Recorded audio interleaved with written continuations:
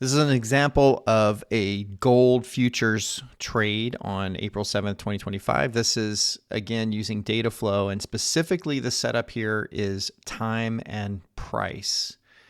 Now, let me just give a little bit of a background or refresher on time and price. So it's based on 16 years worth of data, and this data indicates a number of really key and important characteristics of what might happen during the day after a particular thing called confirmation.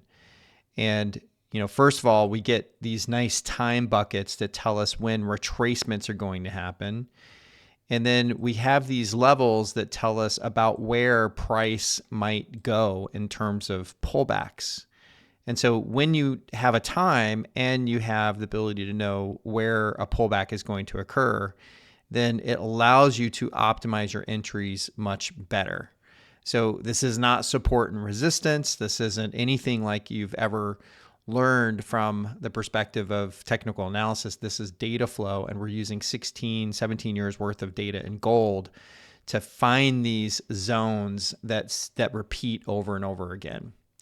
So the first thing that we're looking for is we're looking for what's called a confirmation. And so we have this DR range that gets formed on the opening hour, and then we get our confirmation, which is a close below that range. Now, up until that point, earlier this morning, we kind of had a long bias, and then we kind of went to a rotational bias right here. And then at this point, when we have this confirmation down, we're now looking short. Okay, so I'm only looking to trade short. And part of the reason is because of what the data tells us. So if I bring this back here again and we look at this, one of the things to note is this number right here. 90% of the time, when we get a confirmation like this short, then we will not close above this level here. Right? So 90% of the time, this will not happen. This only happens 10% of the time where price will come all the way back up and go up. So that's why we have a short bias. And so once we have a short bias, what we need to know now is, well, how far back is this short expected to go? And that's where the nodes, the statistical values, the mean and the mode values come into play for us. So I made it simple for myself. I have a pretty straightforward indicator that I use that kind of gives me this data and this information.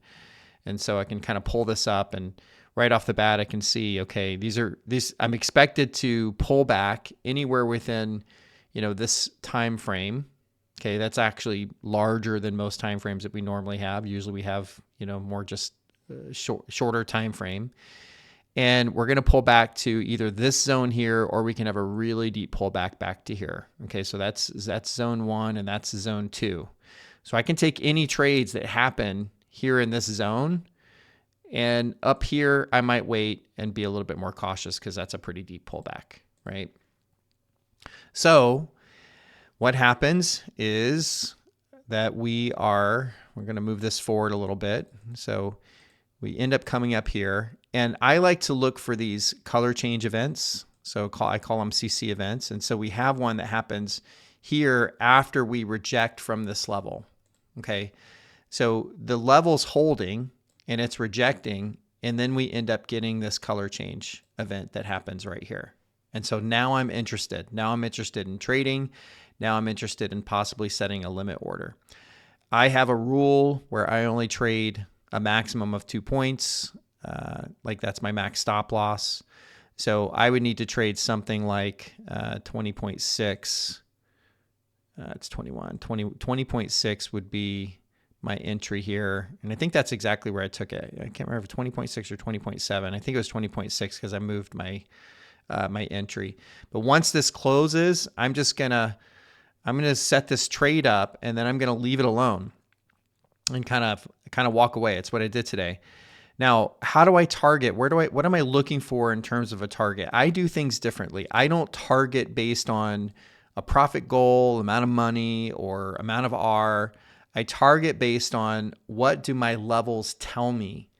And so when I come back to my data, my nearly 20 years worth of data, I also have what's called extension data, which is how far is price expected to go. And so here's one value and here's another value. I'm going to be looking at these two values. They're important.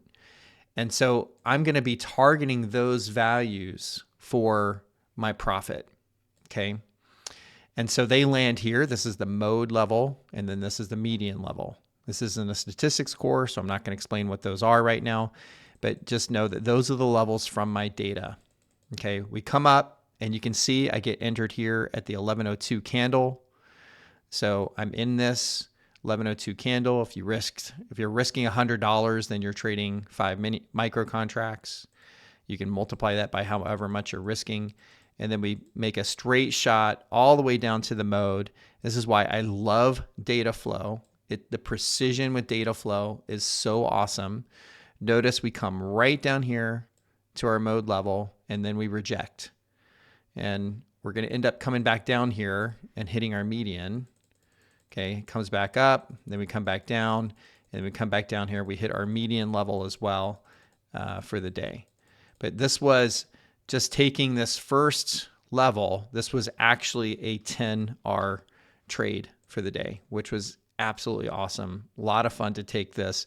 It's a lot of fun when you have a trade that sets up like this. You know your level, and I'll be honest, I was kind of sweating it when I was taken in and this thing shot straight back up, and it looked like, oh, it's just going to punch through my stop loss, and it held, and it was just a beautiful trade after that, and just a lot of fun to be able to take trades where these levels hold perfectly. So this was an example of time and price, gold, using the data flow trading model and techniques.